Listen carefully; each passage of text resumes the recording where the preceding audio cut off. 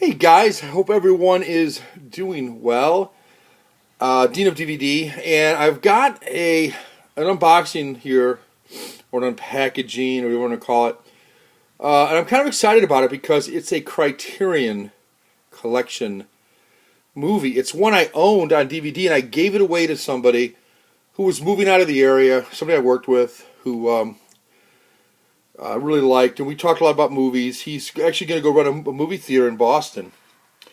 So that's kind of his passion, his movies. He goes to a lot of sci-fi conventions and things, and he helps a friend run some various movie showings, like weekend showings of horror films or just old films in general. And he's really knowledgeable, more knowledgeable than anybody I know about movies, actually. And he's turned me on to a lot of movies I've never even heard of. And the Criterion Collection is one he's familiar with, but owns none. You know, he's got a lot of like 16mm films that he came on through various means, I guess. But and a projector and stuff at home. But I gave him this movie, and so I got the upgraded version. And he'll be thrilled with the version I gave him. But me being the Blu-ray guy, I wanted the Blu-ray of this movie. So I know what it is, but I've never really seen the package up close. So kind of excited about undoing this and checking it out. So let me open this up. I got it on sale. Not quite as little as it would be if I got it at here we go, at Barnes & Noble on the 50% off sale, but oh, it's really nice looking. And it's the dual format. Oh, it's really nice. Oh yeah. Oh, I guess I'll show it to you now too. It's Tokyo Story. Filmed by Yasujiro Ozu.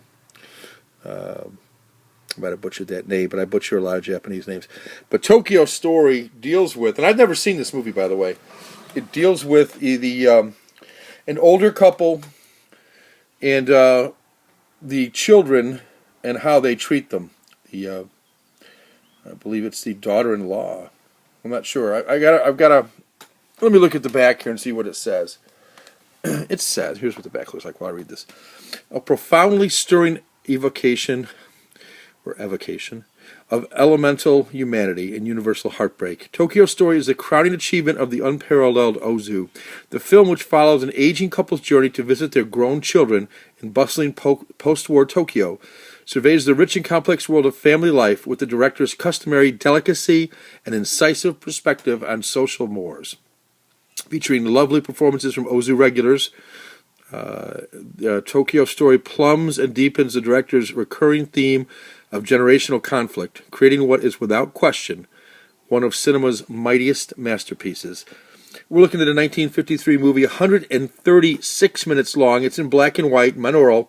It's in Japanese with English subtitles. It's a 1.33 to 1 aspect ratio, so it will appear shrunken on the widescreen television, but it is what it is. It's a good thing. I always want to have it in the original way it was meant to be. Tons of extras on this, by the way. You can see some of those. 1 Blu-ray, 2 DVDs. All the content is available on both formats. So I'll probably be listing this on eBay. I've been doing that lately and getting like $10 for the DVD. So I'm happy with that. A new digital restoration from a 4K film transfer. Audio commentary featuring scholar David Desser on Ozu, editor of Ozu's Tokyo Story. I Lived, but ... a 2-hour documentary from 1983 about Ozu's life and career, featuring interviews with critics and former cast and crew members. Talking with Ozu, a 40-minute tribute to the director from 1993, featuring reflections from various filmmakers, including Wim Wenders, and a documentary from 1988 about Chisu Ryu's work at Shochiku Ufunu's studio, featuring an interview with Ryu. A trailer, a new English subtitle. They're always new. Somebody's always coming up with a new way to translate these languages into English. It's amazing. 1 Blu-ray, 1, 2 DVDs, like I said, and a booklet featuring an essay by critic David Bordwell. He did the essay in the last release that I had, which I would show you, but I no longer own. See if I can get this open here easily.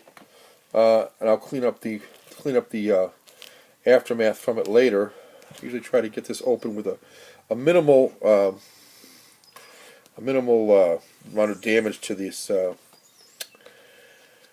cardboard like. A second here. Usually I'm pretty good at these. Let's see how I do. Not too bad so far. Yeah, I'll take that. I'll take that. Let's see what we got here. This one didn't do as good as I thought. I missed a couple spots. Better. Almost there, guys and gals. I say guys, but I mean all YouTubers who are watching this. It's not meant to be a gender-based thing. Alright, I think I've got it enough where I can get it out anyway. And then I'll clean up the rest of that. But I like to leave this on it. I don't know, I just like it. I like to keep the cardboard nice. Yeah, this is much nicer than the other one. So you've got, and I mentioned this on another video, but I'm a sucker for these. Here's what it looks like without the Blu-ray in place. And here's the Blu-ray. I'll show you that. That's the Blu-ray right there, and then the DVDs are over here. There's two of those, and there's artwork behind those as well. I'll show you that in case you haven't seen this anywhere else, which is, I guess, always a possibility. I like to think that most people have probably seen it. There's not as much artwork under the DVDs. There's something, but it's just kind of plain looking. Can't really tell you what it even is. But yeah. I do like these cases that they're coming with the DVDs and the Blu-rays in. And I may hold on to these DVDs. I don't know. What is everybody else doing? Those of you who own these dual discs, you know, a lot of other movies that I own. Let's say a Disney movie, or you know, like Thor or Iron Man or Spider-Man or something like that. It's good to have the DVD and the Blu-ray because I'll watch the Blu-ray, but the kids might like to watch the DVD in another room, whether it's on a Blu-ray player or not. And I don't have that same situation with the Criterions because I'm the only one who wants to watch the Criterions. My wife won't even watch them usually. She did watch Tess with me the other night, and her comment was, "It's so depressing. Why do you watch stuff like that?" And I've come to the conclusion, as I mentioned in my Tess review, if you haven't seen that, that I like depressing. I like sad, depressing stories. I don't know what to tell you. I just do. Here's the booklet. I saw a couple scenes from this, actually on YouTube a while ago.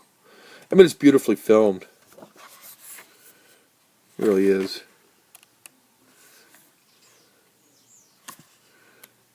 I think the essay is probably the same essay, but just a lot nicer pictures in it. The other one, I don't remember them having a lot of pictures, if any.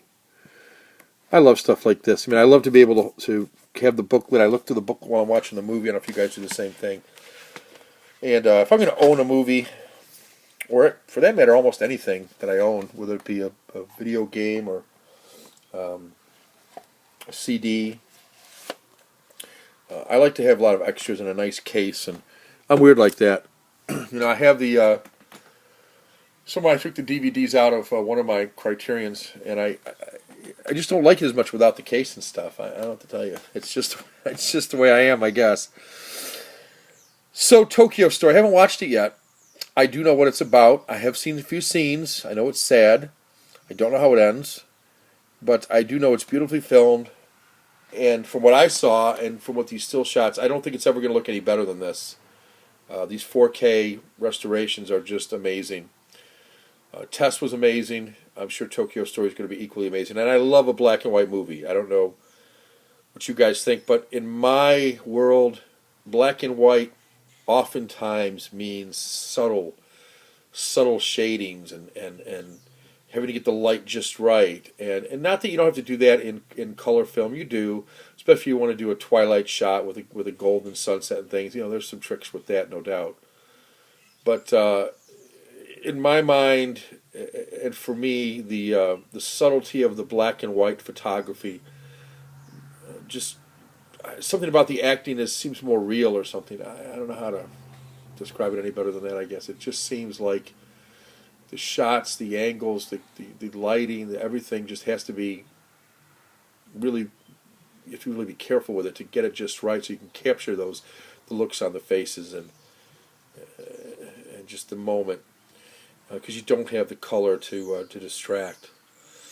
But anyway, Tokyo Story, filmed by Ozu on the Criterion Collection, both on Blu-ray and DVD. Look for a review of this at some point after I watch it. I held off on watching the other my DVD, knowing this was out, and knowing I wanted to see it on this one first, and so I'll be watching it probably very soon. All right, guys, that's it for now. Dean of DVD. Take care. Oh, comment, rate, subscribe, yada, yada, yada. Thanks. Bye.